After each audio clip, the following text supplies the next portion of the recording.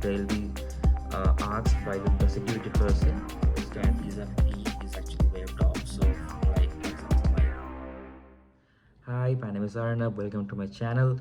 Uh, I share some important information which I felt like if I had would have helped me make some good decisions. So I just want to share those on my YouTube channel. So today I'm going to talk about your visa appointment. Um, Mainly for people who are coming from India who are going to go and work as a postdoctorate for um, agencies which are government funded. For example, my wife is in NIA, which is under NIH, that is National Institute of Health, and it is a government funded agency. So you will see on your DS form, you will have this code like G1, G2, G3, or I think G7. So this code means that you don't have to pay for your visa fees is actually exempted. So um, the process of booking the visa slot is a bit different. It's not the usual way where you visit the website and select a date and do that, because you will only see the option that you need to pay. There is no option to skip the payment. So here I have made a video which will come up in a few minutes, which has the email ID where you need to send an email with a specific subject line and certain information in the body of the mail. Once you send that, you should get a response within 10 or 12 hours with your visa slot. So unlike other visas where I think the biometric happens on one day and the document verification happens on another, here it's not like that. Here you get your slot, and here everything happens on the same day. So I'm from Kolkata. I'm just going to share my experience on how my visa process was. Um, so basically, we had to spend a few hours searching that how do we book a slot, which is like the visa fees is exempted. And then finally we came across a lot of information, and finally, yes, we found the right way of how to do it. So I'll be sharing that video in a next couple of minutes. You can go through that. I have all the links over there and like the steps on what you have to click next, and finally how you need to book. One thing is common: you need to get your DS-160 form. Yes, take a printout of and if you have your dependent spouse with you also, yes, even for you can fill a DS-160 for your spouse as well. Keep all your documents ready, keep your documents tagged. You get those markers. I mean, they're like the small strips which you can just paste on your document and just mention what document it is, and organize them so that you don't have to shuffle through all your files whenever they ask for this and that document. So just keep your documents ready, keep an extra printout. You don't have to take too many. The video which I'll be showing a few minutes later, it has all the list of documents that you need. I think one very important thing is that your passport, it should not be expiring within the next 3 or 6 months.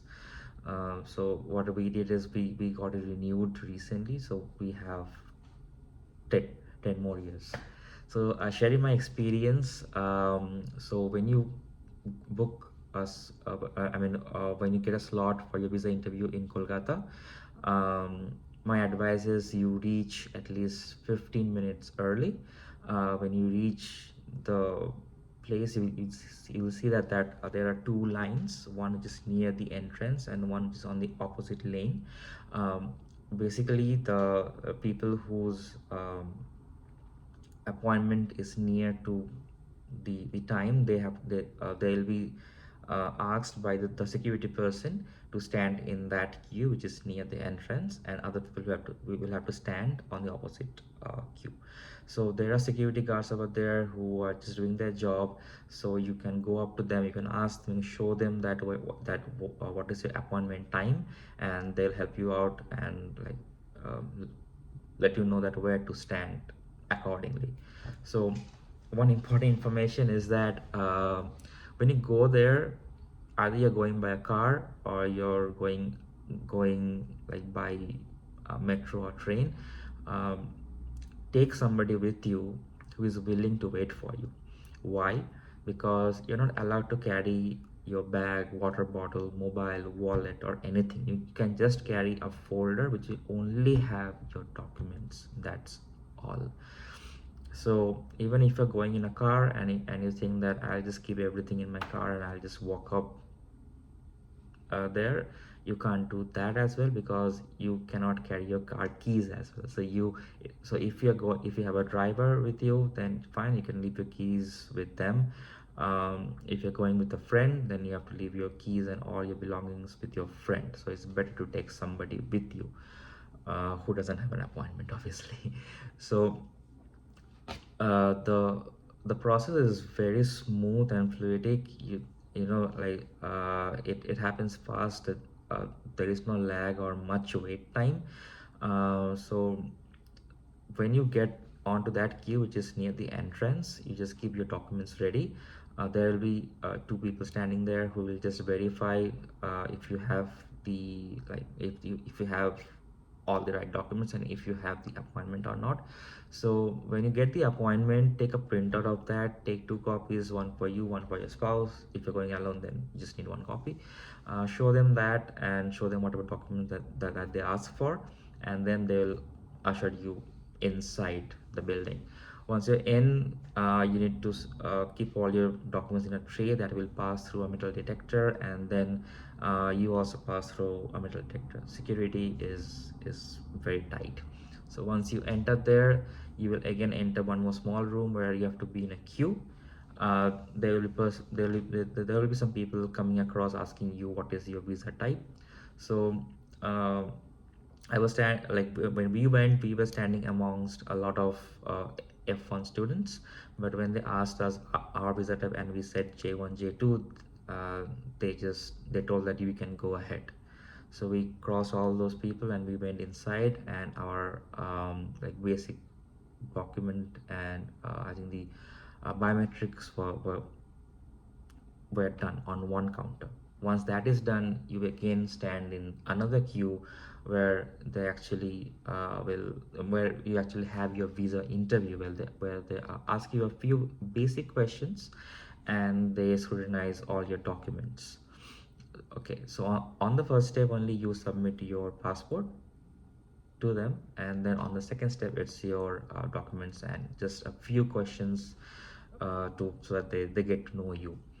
uh, so once that is done, you're good to go.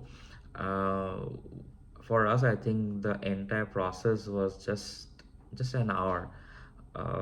That's all. And then our visa was approved and we got a call from them within 4 days, and on the fifth day we just went and we got our passports. So the process is very smooth. Just cooperate with the people over there, and you will have no issues at all. All right. So with no further ado, I'll just bring up the video where I'll show you the like how to search on Google and the links that you need to click to get your visa appointment done. All right. So when we open Google, we should be searching with V66J1 visa, Kolkata. Um, and then you will get this link. You can see the address. Click on it and you land on this page. And then click on visas and click on this option, non-immigrant visas. So if you scroll down and see on the right, you will find this URLs. So select for the city which is nearer to you. For me, I'm selecting Kolkata, and you will land on a Google page. So click next. You can see as mentioned it's for these visa types. Click next. So that what you're doing. So for NIA, it's a government agency, and the like the visa is sponsored by them. So I'll be selecting this option, travel to the United States on a program sponsored by the US government.